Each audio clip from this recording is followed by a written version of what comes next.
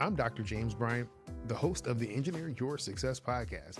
This is my personal invitation to sign up for Win by Design, a weekly newsletter for high-performing leaders who want to build growing teams and organizations without burning out. Each week, I share practical tools and ideals you can actually apply to leadership and life. Subscribe at winbydesign.co.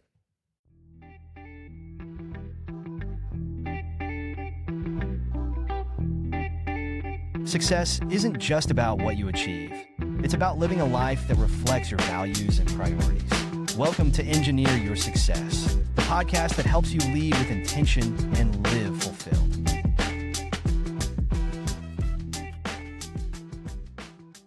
Welcome to the Engineer Your Success podcast. This is part of the RVA Leadership mini-series that we've been putting together. This is a special run on conversations with the people that are shaping engineering, technology, innovation, architecture, things in the built environment right here in the Richmond area. I've spent a lot of time on the show talking to leaders all over the country, but the truth is, some of the most interesting work that I see is happening within 5 miles of where I am sitting. Richmond has a story, and the people writing it don't always get the microphone, at least for this national exposure. So that's what this series is all about. So pulling up a chair with leaders that are building this city. So today's guest, Nick Serfass, is an architect by training who spent years in healthcare design before volunteering himself out of that world and into association leadership. He's led the National Organization of Architects and Architect Students. And for the last 7 years, he served as the head of the Richmond Technology Council, the trade association, working to put Richmond on the map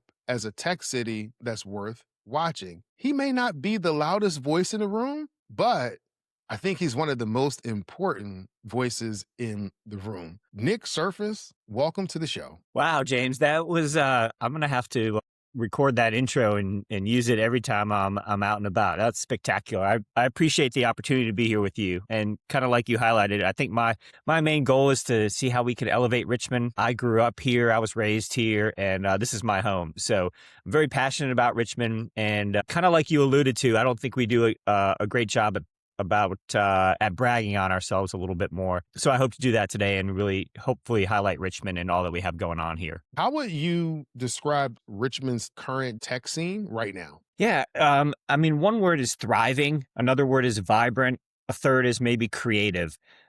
We come from a city that is really steeped in history and tradition and has a lot of that from, the last several hundred years. But I think the current iteration of the city is the most exciting. And there are just so many different companies and so many different things happening that are all working to grow the city and more importantly, grow the community and the people that are here. And so when I talk about Richmond, I talk about it and highlight its diversity of sectors, meaning that we have a strong technology base, we have a strong retail base, we have a strong residential base, we have a strong institutional and higher education base. So we have so much happening here. That's really a cool city because whatever you're doing, there's an opportunity to get involved and to thrive. Why would someone that's interested in tech or a company that's thinking about tech, why would they consider doing something here in Richmond? Yeah, one of the things I like to tell people from out of town is that people tend to move here for one very specific reason, and then they realize when they get here that there are all kinds of different reasons to actually be here and stay here. So people will move, either for family or maybe a particular job. We certainly have some great Fortune 500s here in town. Capital One, CarMax, CoStar, Dominion Energy. But you get here for one of those positions and you realize we have a thriving startup scene, that there is a robust cybersecurity community, there's a robust AI community. Our women in tech kind of community and ecosystem is enormous. It's probably the biggest in the state, and we have a lot of different events and things going on for that community. And there's a whole lot of niche kind of innovative things happening in the startup world that are just inventing new products, new services, and putting things out in the market. I think people come here for one reason and then get here and realize, gosh, there's quite a tapestry of value here in Richmond and a lot to kind of jump into. Part of this conversation that we had leading up to this, you shared a little bit about your backstory. Yeah. So you didn't start in tech and you are an architect by training. So, how does someone who went to school to design buildings end up running the tech council for the whole city of Yeah, Richmond? I don't know, James. I couldn't recreate it if I tried, but I think if I go back on and reflect on it, I think at the end of the day, what architecture kind of gave me from an early stage was just design thinking and looking at the total landscape of what's in front of me and how to put pieces together and build things. And in some cases, for a brief period of time, that was building buildings, and that was great. I loved what I was doing. But along the way, I started volunteering in the association world and in my local architecture association, and I found kind of the creativity and the joy in building events and experiences, and found that to almost be more rewarding than putting up a building. Going to a place where you see 500 or 1,000 people experiencing something that you helped put together is really rewarding, and at the end of the day, you walk away feeling very satisfied. So, I was able to kind of put that volunteering mode into a job back in 2008, which was at that time. Look, 2008 was a hard time for the construction industry, so I could kind of see some writing on the wall, and I said to myself, let me see if I can do this for a couple years, and I'll do it for 2 years or 3 years, and then go back. And 2 years turned into four, turned into six, turned into 10. And here we are, three different associations later. And I'll tell you, even though it's a tech association and it's certainly a different community than architecture, building, and design, a lot of the things I do on a daily basis are very similar. We're trying to be innovative. We have a very technical sector. We have a sector that's innovating and trying to always say yes to new ideas, always trying to break the mold and advance. And I think architecture was the same way. We always kind of started with a blank page, a fresh new page every day.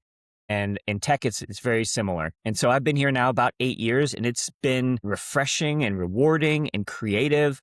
And all the same things I liked about architecture exist in tech. So it's a fresh community and an opportunity. And even after 8 years, I still call it fresh, which is, I think, the biggest benefit and advantage I can have. That brings to mind a question. What's changed the most in the tech industry over that 8-year time frame? Yeah.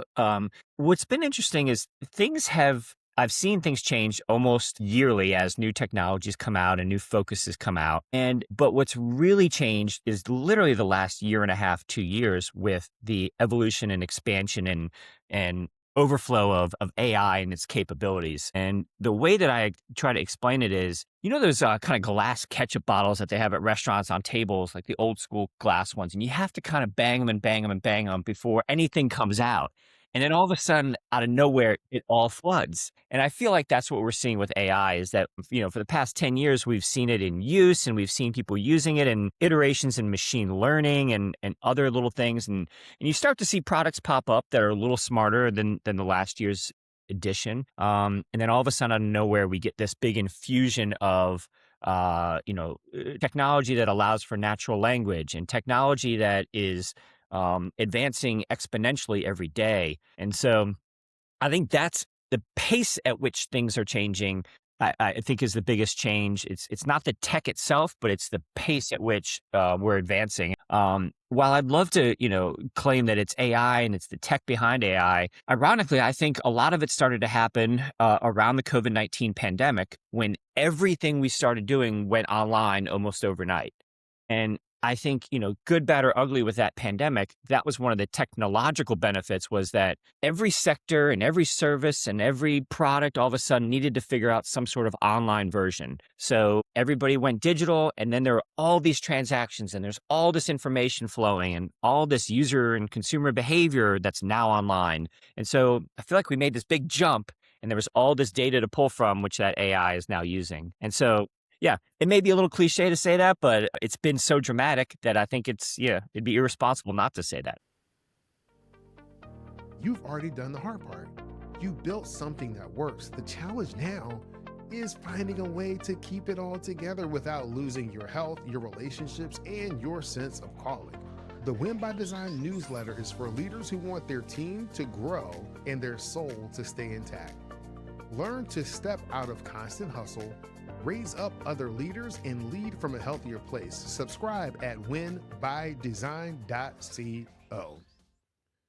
I think that speaks to the changes in technology itself. What I'm interested in is the changes that you've been able to observe in the technology ecosystem here in Richmond, Virginia. Yeah, it is one of the things about technology. When I first started with the Richmond Technology Council about 8 years ago, there was a real emphasis that the community was look, the technology is a little bit quieter. You're behind a screen, you're not out in front of people all the time. You feel comfortable coding all day. You don't want to necessarily be out interacting and engaging. All kinds of terms and cliches that, go along with that, or stereotypes, I should say. But what I've really seen in the last 8 years is the community coming out and all types of people joining technology and being in this community. It's not just people behind a keyboard coding all day. There are people that are out and part of technology now. They're talking about technology. They're talking about the business use of it. They're talking about how to explain to leaders and founders of companies, here's how this technology can benefit you. And that relies on more of a people person sometimes. At the same time, the people behind the screens are coming out and realizing there's this huge, vibrant, thriving community here in Richmond that is fun and that you can learn, you can meet people. And, we were all behind the computer for, those 2 or 3 years during the pandemic. And now I think there's an appreciation of getting out and about, and Richmond in particular has so many experiences available, not just, technology and at the Richmond Technology Council, but just as a city in general. We're booming in terms of experiences. And so I think what I'm seeing is that the people and the behavior of technologists are changing. They're out and about. And as you're talking, the vision that comes to mind for me is a flower where you're doing those still shots and you're looking at the progression and you're able to see all of the petals begin to expand as it blooms. Because what you're describing are all of these petals that are expanding, bringing more and more of it to light. I think that's a great comparison. And it's becoming more of a tapestry and a composition. To go back to architecture, it's becoming a full building. It's not just cybersecurity in a silo, or machine learning in a silo, or software development in a silo. Like, all these sectors are working together now to create bigger and better buildings, for lack of a better phrase. Talk a little bit about the role of the Richmond Technology Council, kind of what you guys do, some of the events that you guys do on a recurring basis. Sure. Yeah. Our mission is kind of two-pronged. The first is kind of the convener and the builder of the tech community here in Richmond. And we do that through a lot of programs and events throughout the year. We're known for our 5 kind of signature conferences. We have a cybersecurity conference, a data conference, a women in tech, product design, and a software development conference. So that's kind of our core. But we have networking events and other kind of subject matter expertise events throughout the year.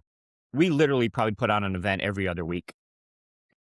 So yeah, there's a lot going on, but it's just fun because every event that we do is a little bit different, and the community that comes out is a little bit different.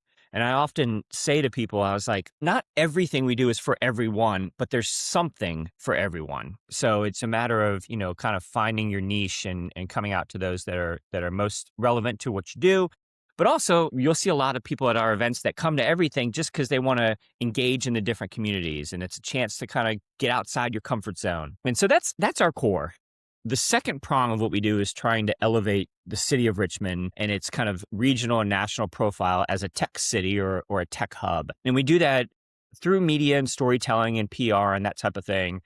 But most impactfully, we've started to launch a campaign called Richmond, Virginia, Tech's Most Creative City. And we're trying to highlight that as tech evolves and as everything else continues to grow, we're not just AI, we're not just cyber, we're not just software. We are a creative city at heart. I think that harkens back to a lot of the roots of the city. And even when you look at some of the corporate foundings in the city, the Martin Agency, for instance, there's a huge, advertising and marketing community here. There's a lot of creativity happening all around. So if we just bring that into tech as well, I think it highlights both the city and what we're trying to do in technology. So a little bit internal, a little bit external. From your purview, what do you see as the biggest challenges that the region's facing right now? Yeah.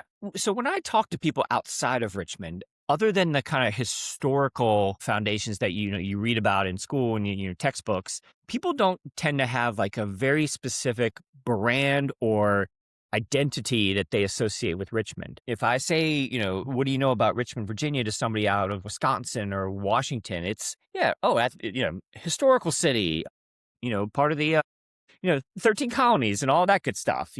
And, you think Colonial Williamsburg a little bit, that gets tied into it. So you bring all those things, you think tobacco, and I think we're trying to put Richmond on the map as, look, we've evolved. We are a cutting edge, innovative, creative, thriving city. And so trying to identify that is challenge number one. And then taking all the organizations we have here in town, whether it's technology or economic development or higher ed, and getting us all together to say, yes, this is the way we want to present the city.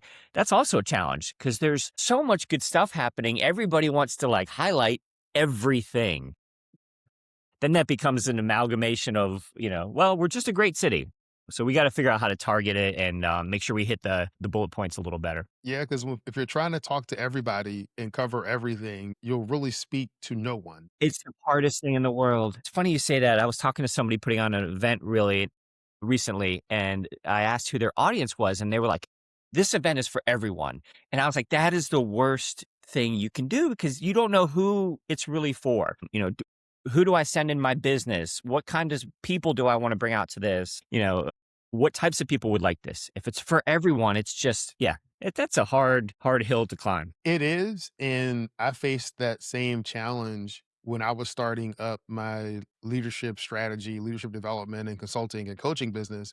People were like, who do you help? And I'm like, everybody. I want to help everybody. Yeah. And then I had to begin to niche that down and say, wait a minute, this is going to be engineer your success. We're going to help engineers or people with a technical background design and live a life where they can win at work and at home. So all of the things that we do move towards that brand promise. It's niching down and just that focus helped me expand my brand more than I could have ever imagined just by making that change. Yep. Yeah, and if you look at some of the most successful companies out there, a lot of them, while it may seem like they serve everyone, they started with a very specific mission and they had a very specific core, and they said, we're going to focus on this one thing, and then ended up doing really well. And turns out, a lot of people would like that thing. But I feel like the focus really helps you and helps you define your audience, helps you target your marketing, helps you build your product better. And so I think, in Richmond, we need to define exactly what we're for and, who we want to attract. And hopefully at the end of the day, that becomes everybody. But our messaging could be a little tighter. Tell us a little bit more about your story and background. You've been living here in Richmond for how long? Since almost 40 years now. Okay. All right.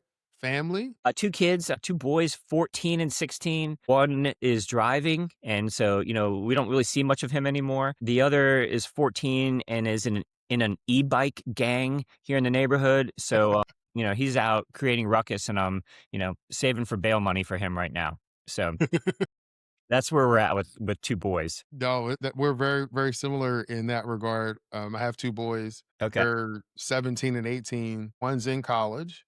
Okay. And the other is learning to drive. He was slow Okay. on the uptake of wanting to drive, Yeah.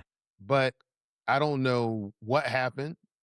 But now he is fast and furious. Every time he gets the opportunity to drive, he wants to. Yeah. Yeah. I'm trying to think. I don't think we went right on the deadline either in terms of ramping up, but now that we have, it's been great. And he has a job working at River City Diner. It's a restaurant here in town, and he's picking up shifts and making money and moving on into the adult phase of his life. So it's great. It's fantastic to see.